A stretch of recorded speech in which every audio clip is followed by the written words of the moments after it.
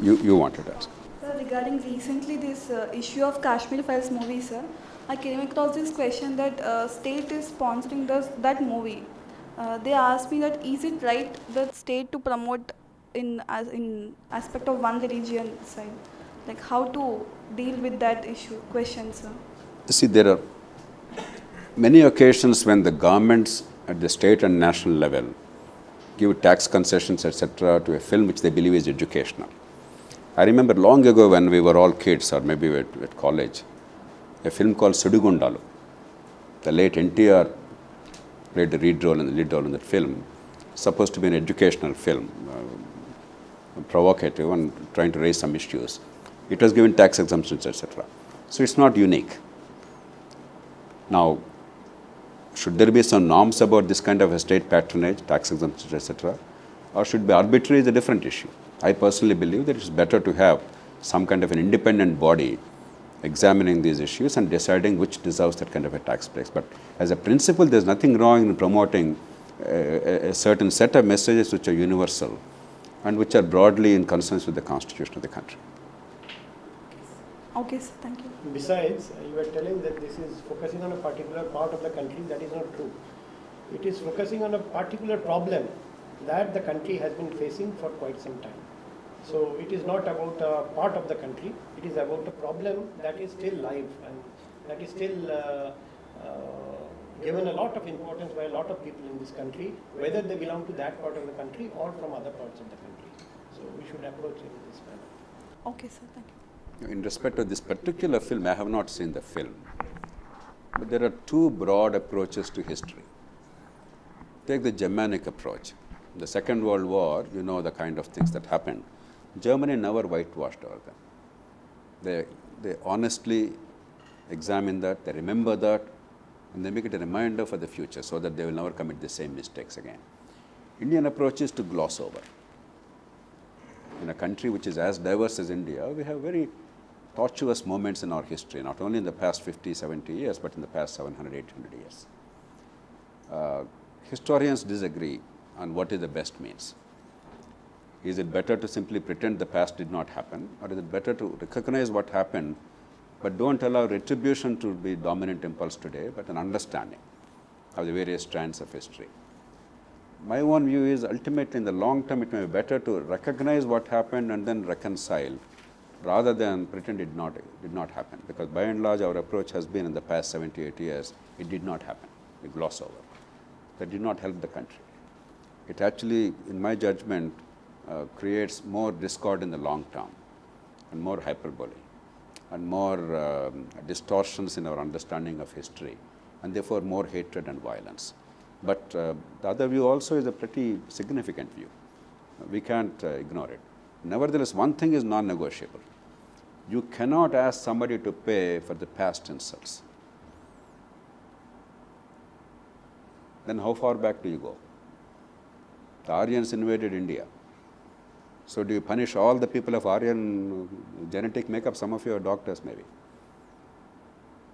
Or in fact, the Africans, all of us in anthropology, somebody is anthropology, right? We all migrated from Africa, probably Rift Valley in Kenya or somewhere else, some 70, 80, maybe 100,000 years ago. All of us are from there. So if you go back and back and back, there's no end to this process. So you understand, that is to enrich your understanding and comprehension and compassion and reconciliation, not for retribution. This is a very, very important line. So I'm sure somewhere along the line, some of you will be asked this about this whole Kashmir Files debate. I haven't seen the film. I don't care whether it's a true depiction or not. After all, in a film you can take license. But these are events that happen and in this country. Glossing over them is not perhaps the best response, but you can make your pick. Sir, I will continue from here, sir. Again, I'm going to tell you something that may help you when faced with a particular type of question. See, what is history? History that we are reading in our textbooks. In Africa, there is a saying, as long as the hunter tells the story of the hunt, they will always glorify the hunter and the real story will never be told unless the lions are allowed to tell their stories. In India also, what has happened? See, earlier the British rulers and their henchmen, they wrote history, and after that we have seen history in our textbooks being written by historians of different types from different backgrounds. But what we read in history textbook today is the history of Delhi, number one, not the history of the rest of the country. So, who have ruled over Delhi? Number two, we have been told, if we read our history book, that we have always been controlled and ruled over, first by Mughals, then by British, but we were, and before that also, starting from Muhammad Ghadi and so many Lodhis and so many Turks came and all that. Always India has always been invaded and ruled over and conquered and all. But we are never told that so many Indians have ruled over India.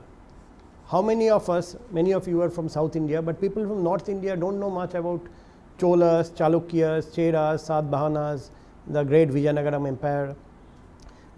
Because we are from South, we don't know about, say, one famous Assamese general called Lachit Barphukan, who defeated the Mughal army.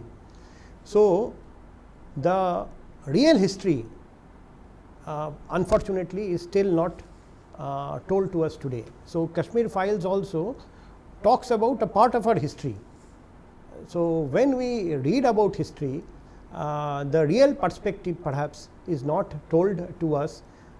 We must keep this in mind when you are faced with questions pertaining to history. Perhaps this background will help you.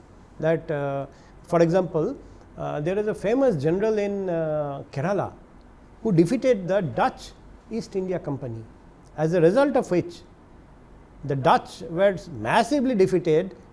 That's why British East India Company could come and control India. Had he been defeated, perhaps he would have been speaking not in English but in Dutch. So, just it may be a diversion, but I just felt that whenever faced with questions on history, this perspective may please be kept in mind. Thank you. In fact, his own region is a good example. Buddhism finally ended in Bengal, and the Delhi Sultanates sent their armies to crush them, and thousands of Buddhist monks were killed and many fled. That was more or less the last of Buddhism in India. We rarely hear about that. So, there is so much of rich diversity in our history, and please remember, the bloodshed and the arrogance or the intolerance was not limited to this community or that. In this part of the country, for instance, in those days, between the Shaivite and Vaishnavite kingdoms, there used to be tremendous bloodshed and hatred. What we now think is all Hindu, within that there were so many strands. So, that's the way it was throughout history, throughout the world. So, an understanding is not a bad thing, but trying to carry the grudges today, that's a dangerous thing. That's the only thing. Like and subscribe Eagle Media Works.